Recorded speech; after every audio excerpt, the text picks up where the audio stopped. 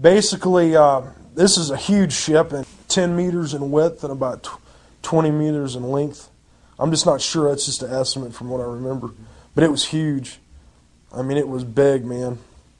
And it was shaped like almost like between an egg and like a teardrop almost. And when I first saw it, I was scared. It scared the heck out of me. I didn't know what to do, and it was dripping this syrup-like syrup viscosity, this liquid. It was everywhere, all down, everywhere when we went down there, because there was plants and everything. And it was weird. It was a purplish green color, and it kind of like fluctuated. Like you couldn't really, when you'd look at it one time, then you'd look at it again, and it would it's almost like it. I don't know if it was like alive and it was just changing. But every time you looked at it, you saw a different shade of greenish purple. It was strange. There was one light on it that slowly went around, and the machine, I could hear it. I guess because it was still functioning, and it had like a hum to it, like a really bass, like say if you unplugged an amp from a guitar, that kind of it was really it was really deep, and it kind of fluctuated, and then finally it just cut off. And everything just seemed to stop. When I was looking at the craft, it was buried, so I could see the back of it, and there were these large vents. Well, they look like vents, sort of like a fish gill on the back. I couldn't see around the other side, and I'm assuming that it was the same way on the other side. That looked like, I don't know, that could have been used for propulsion. I'm not sure.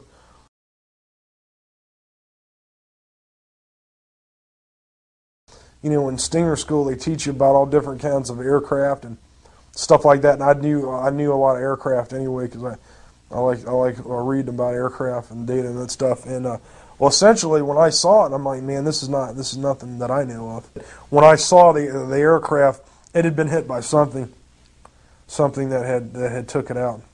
This is what I think happened: is we shot it down. The Peruvians shot it down. The other guys knew it was flying. I knew that these aircraft were flying because I had been in the command center there at the radar installation, and I heard a couple women there in the Air Force talking about aircraft flying in and out of the atmosphere at Mach 10 plus. And that was happening. This is happening all the time. There's like 3 or 4 incidents where I was duty there that the same Air Force officer came in there to get books. The reason, I guess the reason they were taking them is they didn't want people to know that they're tracking these aircraft. I guess, again, I'm just assuming that.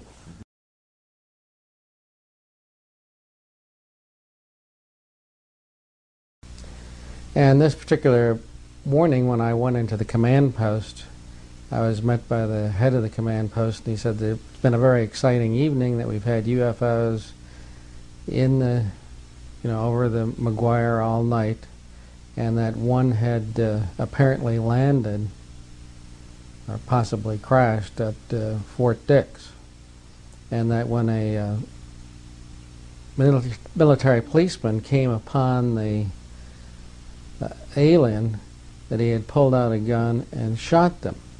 And I said, a foreigner, an alien? I was a little bit confused by him saying alien. He says, no, an alien from outer space. He was very specific about the fact that an alien from outer space had been shot at Fort Dix, and that it had run away after being wounded and headed for McGuire. Now, McGuire and Fort Dix just have a fence between them, and this alien supposedly climbed the fence or went under it or whatever and got to McGuire and died out on the end of the runway. And that the security police were out there and had captured the body, so to speak, and were guarding it. And he said that a C-141 from Wright-Patterson was coming in to pick up the plane. So I was like, my gosh, what's going on here? And he says, we want you to brief this at the, stand-up general briefing this morning and explain what happened to everybody. And I was like, you want me to tell General Tom Sadler and everybody in the command post that, we captured an alien?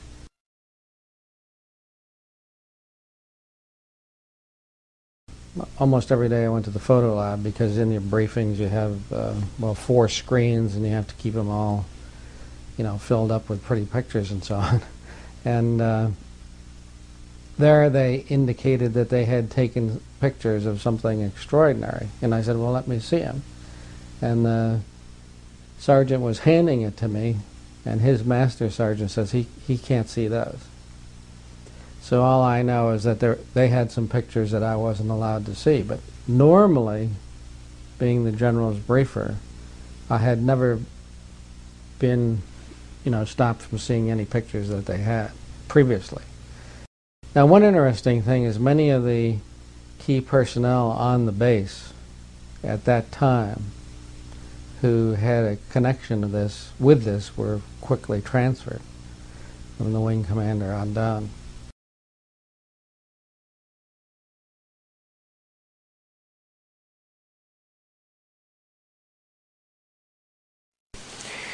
They had a big black curtain that divided the hangar into two different areas, and that behind these curtains was another big area, and inside this area they had you know, all the lights turned off, and they go in, they turn the lights on, and here are 3 flying saucers floating off the floor. No cables suspended from the ceiling holding them up, no landing gear underneath, just floating, hovering above the floor. And they had little exhibits. They had a TV, a little videotape running showing the smallest of the 3 vehicles sitting out in the desert, presumably over a dry lake bed at someplace like Area 51. And it showed this vehicle making 3 little quick hopping motions like that, and then accelerating straight up and out of sight until you couldn't see it, and completely disappearing from view in just a couple of seconds. I mean, just boom, no sound, no sonic boom, nothing.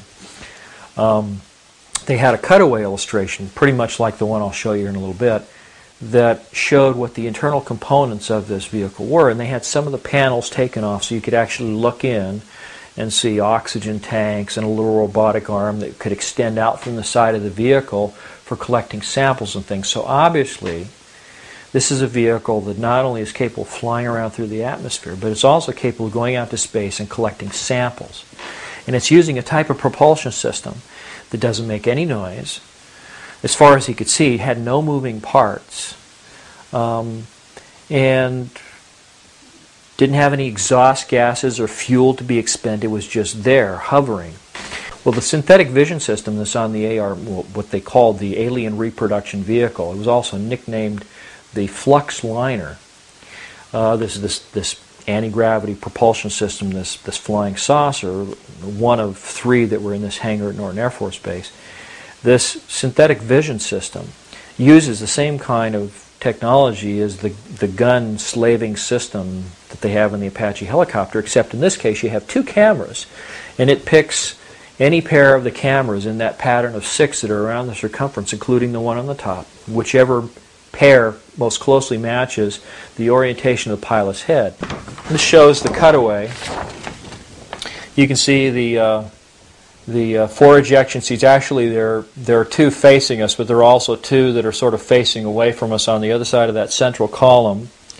You can see the oxygen tanks down here in the corner that actually go all the way around the inside of the skirt. There's also another set of oxygen tanks that are inside the crew compartment sphere. Brad said a couple things about this system. Now, I should also describe it. He said there were 3 vehicles. The first one, the smallest one, the one was partially taken apart, the one that was shown in the video that was running in this hangar, November 12, 1988 at Norton Air Force Base, was about 24 feet in diameter at its widest part, right at the base of that flange. The next biggest one was 60 feet in diameter at the base. Oh, by the way, and the largest of 3 vehicles was about 120 to 130 feet in diameter. I mean, that's massive when you think about it. It's just huge. Brad said that in this exhibit at Norton Air Force Base that a 3-star general said that these vehicles were capable of doing light speed or better.